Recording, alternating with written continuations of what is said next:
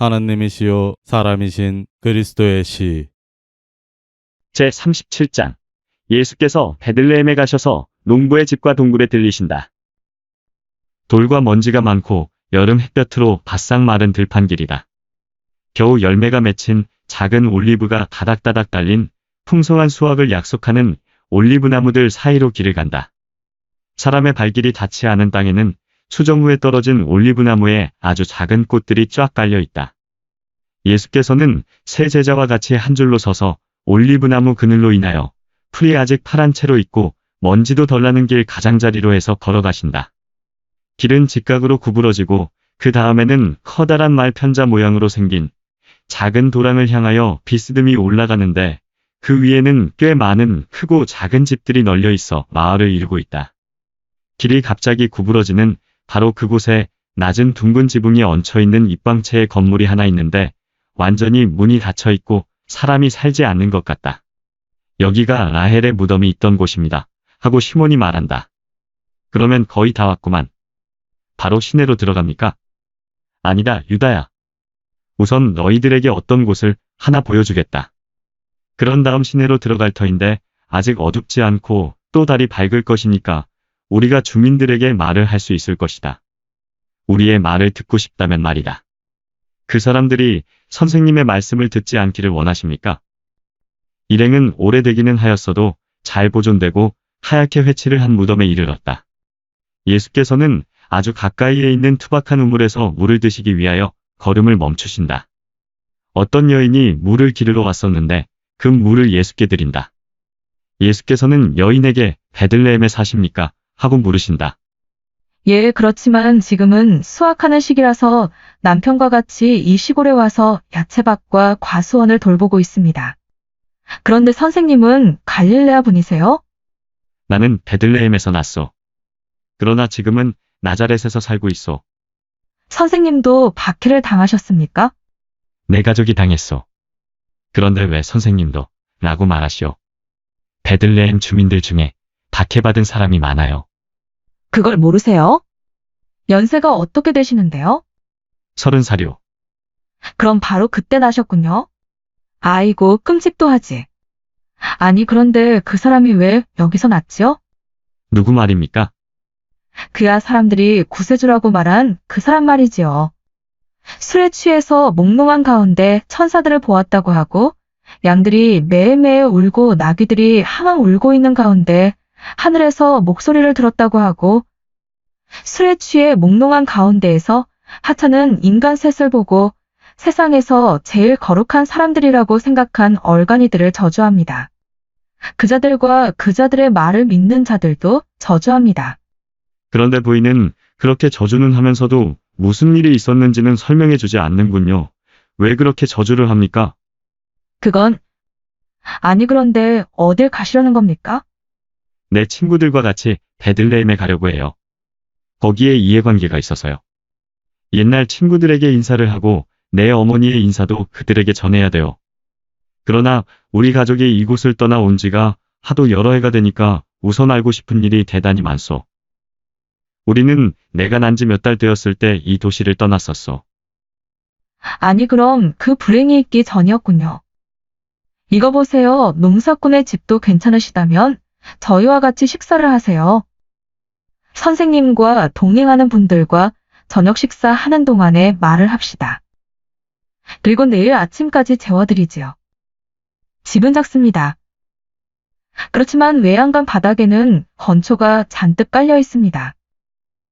밤은 따뜻하고 맑으니 쉬고 싶으시면 쉬실 수도 있습니다.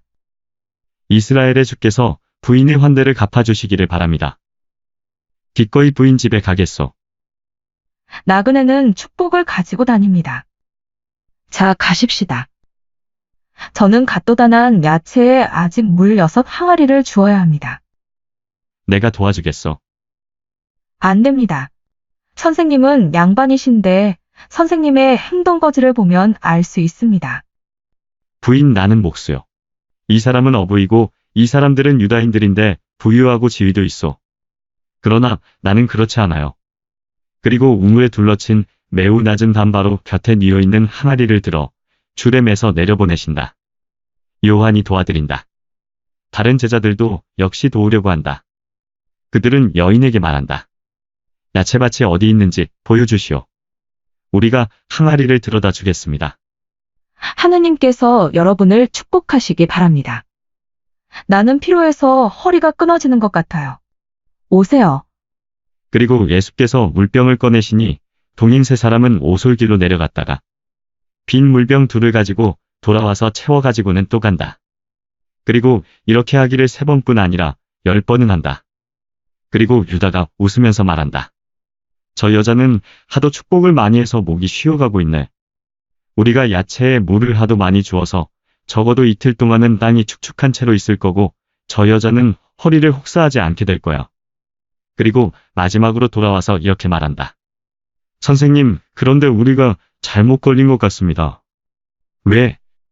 그 여자가 메시아를 원망하고 있으니 말입니다. 저는 저 여자에게 이렇게 말했습니다. 하느님을 모독하는 말을 하지 마시오. 하느님의 백성에게 가장 큰 은총이 메시아라는 것을 모르시오. 야훼께서 메시아를 야곱에게 약속하셨고 그 다음에는 이스라엘의 모든 예언자와 의인들에게 약속하셨는데 메시아를 미워하세요. 그랬더니 저 여자는 이렇게 대답했습니다. 메시아를 미워하는 것이 아니라 술 취한 목자들과 고약한 동방의 점장이들이 메시아라고 부른 그 사람을 미워하는 것입니다 하고요.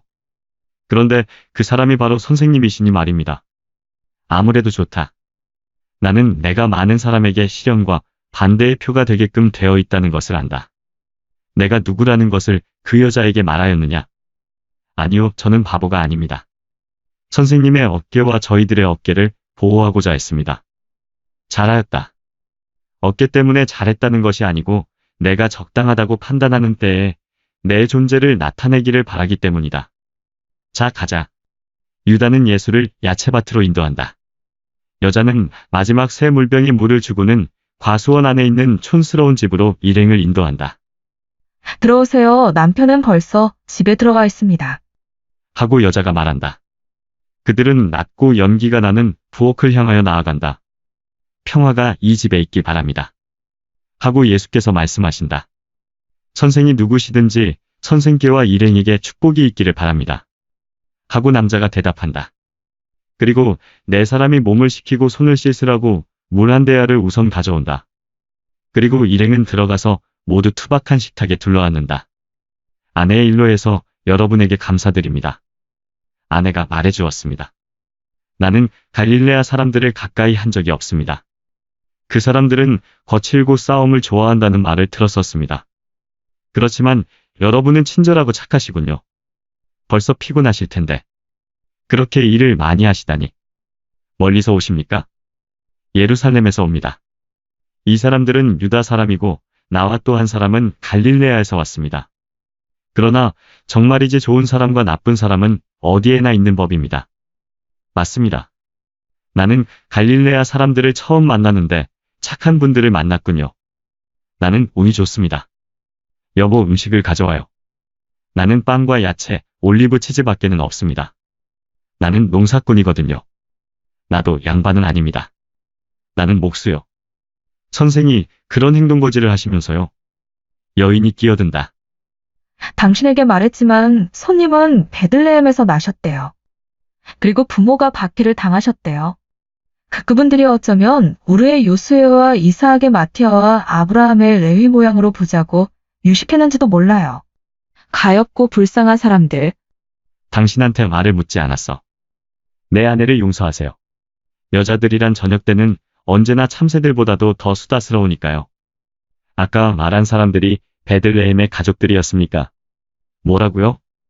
베들레헴에서 나셨다면서 그 사람들이 누군지 모르세요. 우리는 내가 난 지 몇 달밖에 안 되었을 때 피신을 했거든요. 수다장이일 것이 틀림없는 여자가 다시 말을 시작한다. 학살이 있기 전에 떠나셨대요. 그건 잘 알겠어. 그렇지 않았으면 살아있진 못했을 테니까. 그래, 한 번도 다시 와보지 않았습니까? 안아보았습니다. 정말 커다란 불행이었죠. 선생이 만나서 인사하고 싶다고 하신다고 사라가 말한 그 사람들을 별로 만나지 못하실 것입니다. 많이 죽고 많이 도망쳤죠. 많이 흩어졌어요. 가엾게도. 그 사람들이 광야에서 죽었는지 또는 그들의 반란에 대한 벌로 옥에서 죽었는지 알 수가 없습니다. 그렇지만 그게 반란이었습니까? 그렇게 많은 어린이들이 참살당하는 걸 보고 태연하게 앉아있을 사람이 어디 있습니까? 그럴 수가 없죠.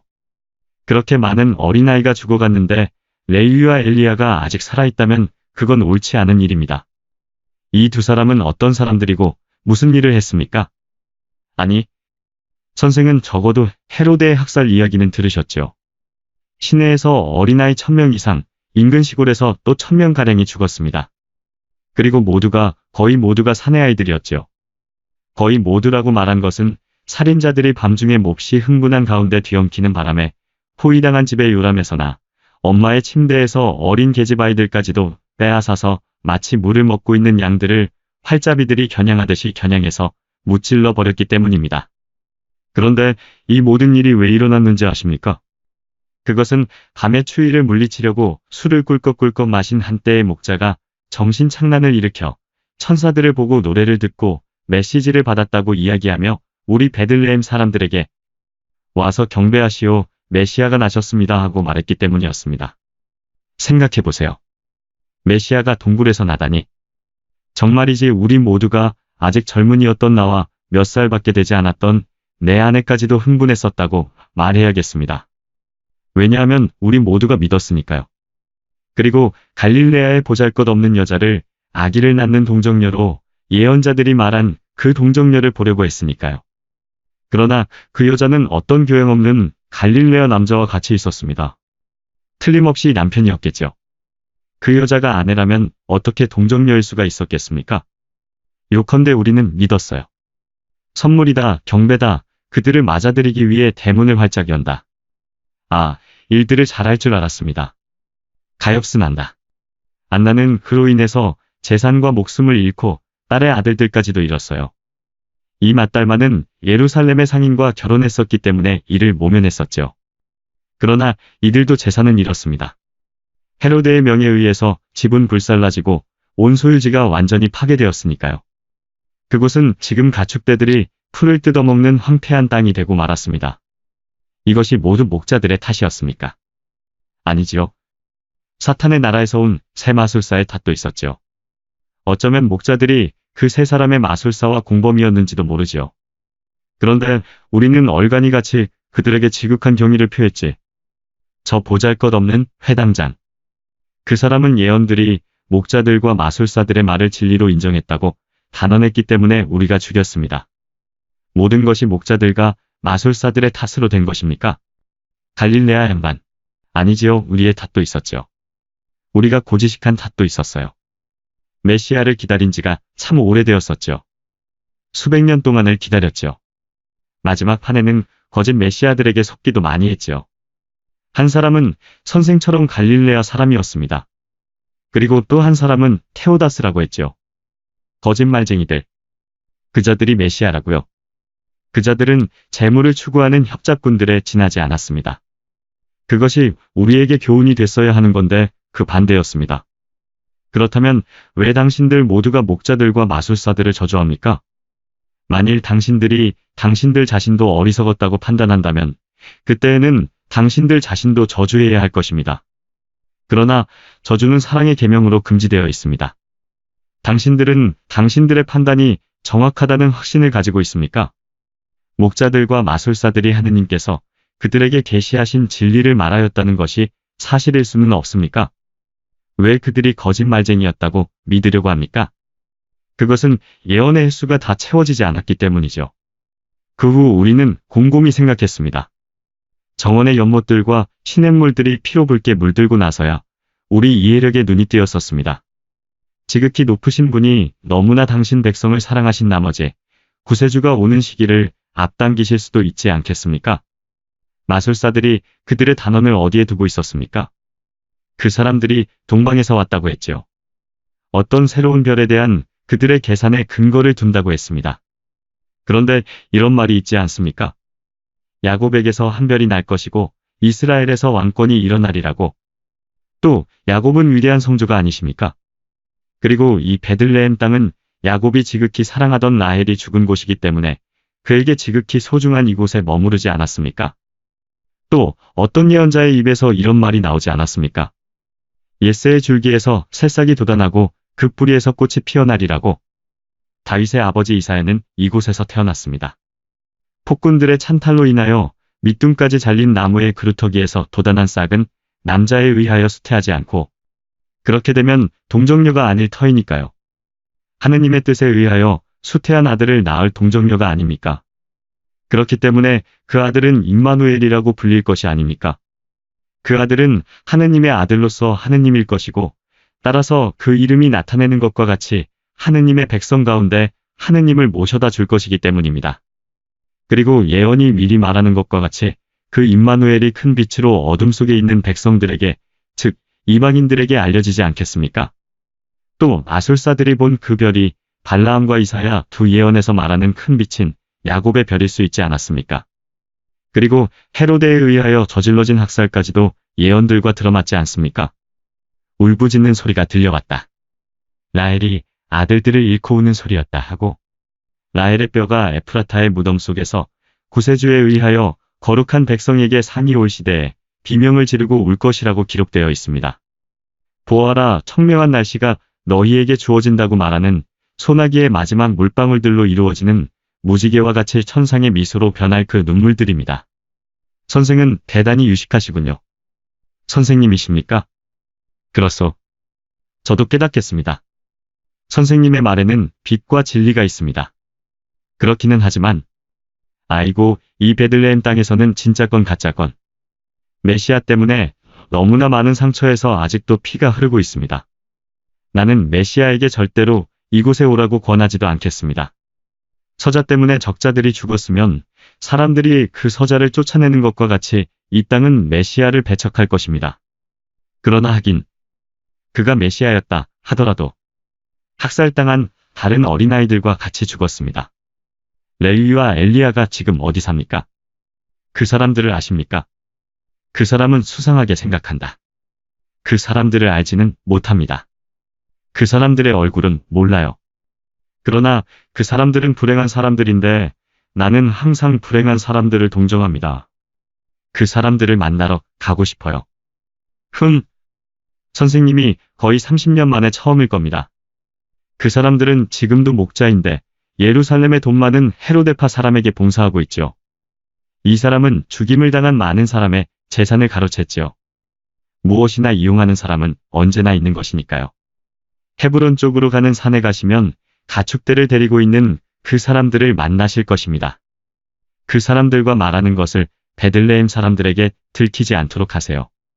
후회하시게 될 테니까요. 우리가 그들을 그냥 놔두는 것은 헤로데파 사람이었기 때문이죠. 그렇지만 않으면, 오 증오, 왜 미워합니까? 이것이 정당한 일이니까요. 그들이 우리에게 해를 끼쳤거든요. 그 사람들은 잘한다고 생각했습니다. 그렇지만 그들은 우리에게 해를 끼쳤으니 그로 인해 죽어야 합니다. 그들이 터무니없는 말로 어린아이들을 죽이게 했으니 우리는 그들을 죽여야 했습니다. 그러나 우리는 얼이 빠져 있었고, 그 다음에는 저 헤로데파 사람이 있었죠. 헤로데파 사람이 아니면 넉넉히 이해할 수 있는 최초의 반란 움직임이 있은 뒤에도 그 사람들을 죽였을 것이라는 말입니까? 지금이라도 그들의 주인에 대한 공포심만 아니면 죽일 것입니다. 여보시오, 분명히 말하지만 미워하지 마시오. 악을 원하지 말고 악을 행할 욕망을 가지지 마시오. 여기에는 잘못이 없습니다. 그러나 잘못이 있다 하더라도 용서하시오. 제발 용서하시오. 다른 베들레헴 사람들에게도 그렇게 말하시오. 당신들의 마음속에서 증오심이 사그라지면 메시아가 올 것이고 그때에는 당신들이 그를 알게 될 것입니다. 그는 살아있으니까요. 분명히 말하지만 메시아는 학살이 행하여질 때에 이미 살아있었습니다. 학살이 행하여진 것은 목자들과 동방박사들의 잘못으로 된 것이 아니고 사탄의 잘못으로 그렇게 된 것입니다. 메시아가 이곳에서 났습니다. 메시아는 그의 조상들의 고향에 빛을 가져다 주러 왔습니다. 다윗 가문의 동정녀 어머니의 아들로 태어난 메시아는 다윗가의 폐허에서 영원한 은총의 강물을 세상에 터놓았고 사람에게 생명의 길을 뚫어주었습니다. 가시오, 가요. 여기서 나가시오. 당신은 거짓 메시아의 편을 드는구려. 그는 우리 베들레헴 사람들에게 불행을 갖다 주었으니 가짜일 수밖에 없었어요. 그런데 당신은 그를 옹호하다니. 여보시오, 입 닥치시오. 나는 유다인이고 친구인 고관들이 있어. 당신이 모욕한 것을 후회하게 될지도 모르오. 하고 유다가 덤벼들며 농부의 옷을 붙잡고 분노로 과격하게 되고 흥분하여 그를 마구 흔든다. 안 돼요, 안 돼, 가시오. 나는 베들레헴 사람들과도 로마와 헤로데와도 난처한 일을 겪고 싶지 않소. 저주받은 사람들, 내가 당신들에게 두고두고 기억할 만한 것을 남기는 것을 원치 않거든. 가시오. 나가요. 유다야, 가자. 반항하지 말아라. 저 사람을 그의 원한과 함께 내버려 두자. 증오가 있는 곳에는 하느님께서 들어가지 않으신다. 가자. 예, 가십시다. 하지만 당신 두고 봅시다. 그러지 마라, 유다야, 그러지 마라. 그렇게 말하면 안 된다. 그들은 소경들이다.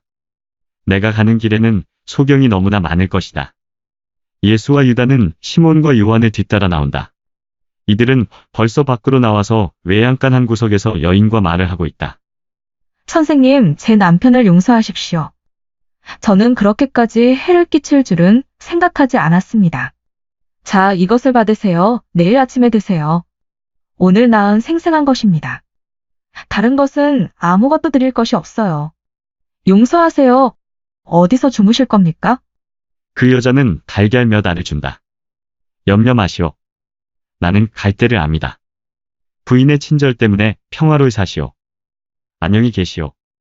그들은 말없이 몇 미터를 가다가 유다가 감정을 터뜨린다. 왜 선생님을 경배하게 만들지 않으십니까? 그 기분 나쁜 하느님 모독자를 왜 납작하게 해놓지 않으십니까? 메시아이신 선생님을 모욕한 것 때문에 설설기게 끽소리 못하게 하지 않으십니까? 아, 저 같으면 그렇게 했겠습니다. 사마리아인들에겐 그저 기적으로 잿더미를 만들어 놓는 것입니다. 이것밖에는 그들에게 충격을 주는 것이 없습니다. 아이고, 그 말을 내가 얼마나 많이 듣게 되겠느냐. 하지만 내게 대한 어떤 죄에 대하여도 잿더미를 만들어야 하겠느냐. 아니다. 유다야, 나는 창조하러 왔지 파괴하러 오지는 않았다. 좋습니다. 그러나 그동안 다른 사람들이 선생님을 파멸시킬 것입니다. 예수께서는 대꾸를 안 하신다. 시몬이 묻는다. 선생님, 이제는 어디로 갑니까? 나를 따라오너라. 한 군데 아는 곳이 있다. 그렇지만 선생님이 피난을 가신 뒤로 여기 한 번도 안 와보셨다면서 어떻게 그곳을 아십니까?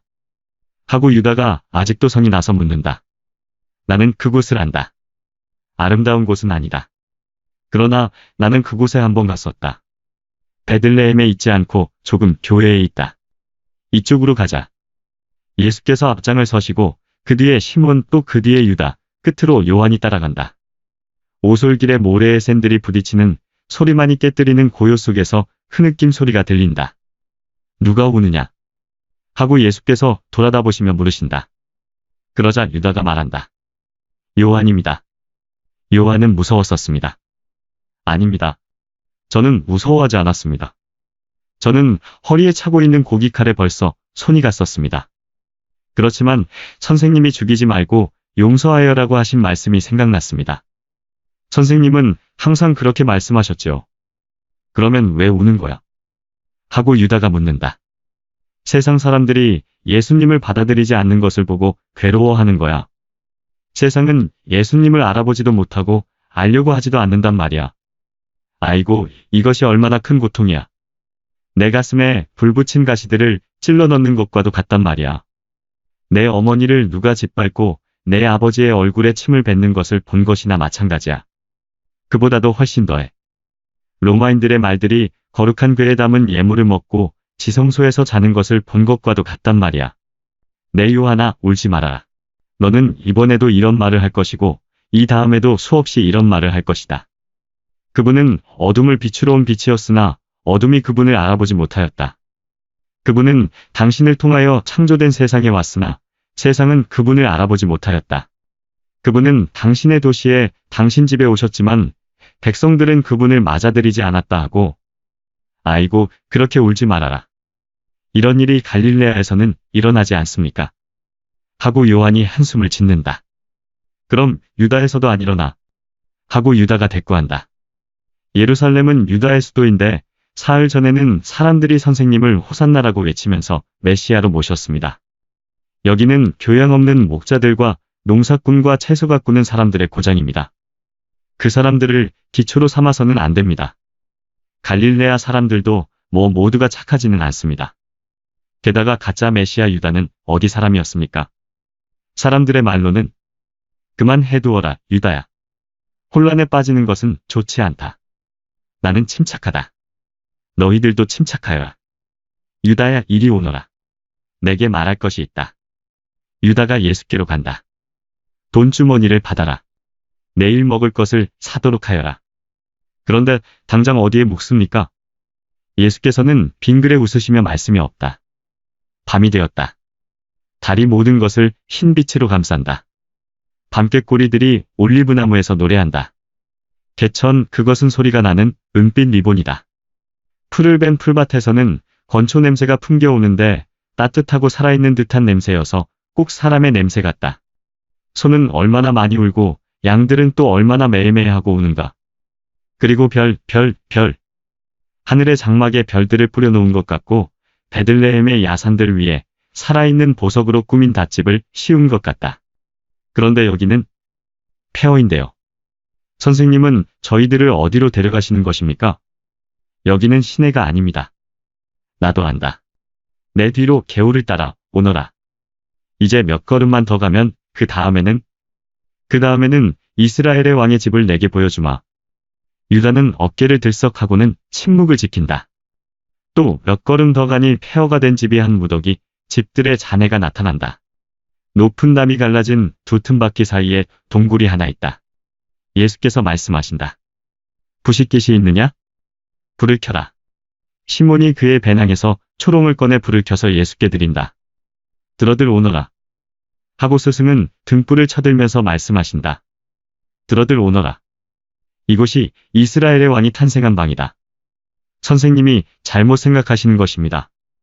여기는 고약한 냄새가 나는 동굴입니다.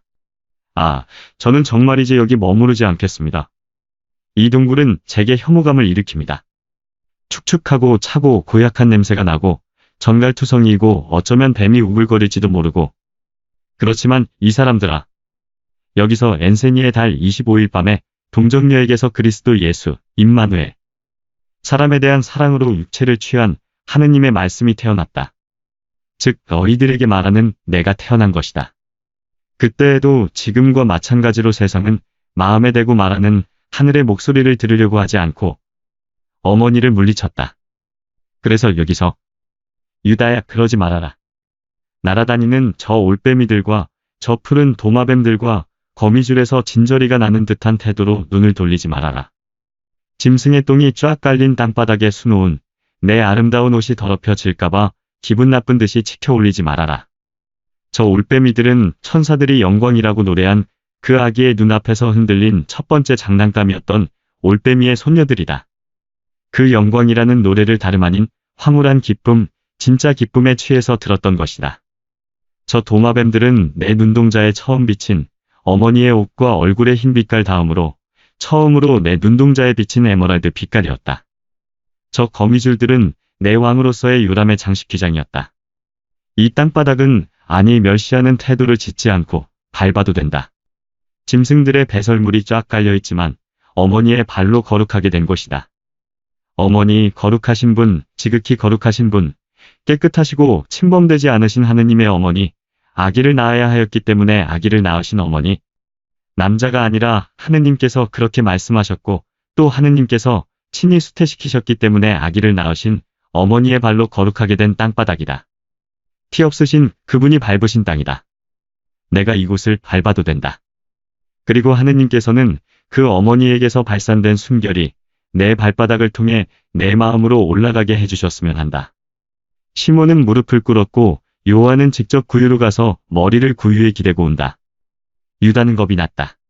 그러다가 감격에 못 이겨 이제는 그의 아름다운 옷은 생각하지 않고 땅바닥에 엎드리며 예수의 옷 한 자락을 붙잡고 입맞춤을 하며 가슴을 치면서 말한다. 아이고 인자하신 선생님, 종의 무분별을 불쌍히 여겨주십시오. 제 교만이 사라지고 있는 그대로의 선생님을 보게 되었습니다. 제가 생각했던 왕으로서가 아니라 영원하신 왕으로 장차올 시대의 아버지로 평화의 왕으로 보게 되었습니다. 내 주님, 내 하느님, 불쌍히 여겨주십시오. 불쌍히 여겨주세요. 그러마 너를 더없이 불쌍히 여기마. 이제는 아기가 잤던 자리와 동정녀가 있던 자리에서 자도록 하자. 요한이 자리 잡은 곳은 어머니가 경배하고 있었던 자리이고 거기 있는 시몬은 내 양부와도 같다. 혹은 너희들이 좋다면 그 밤에 대해 얘기해주마. 아, 그래 주십시오. 선생님께서 이 세상에 태어나신 상황을 알려주십시오. 그것이 저희들의 마음속에서 빛나는 진주가 되고 또 저희들이 그것을 세상에 다시 말해줄 수 있게 그렇게 해주십시오. 그리고 선생님의 어머니를 공경하게 그렇게 해주십시오.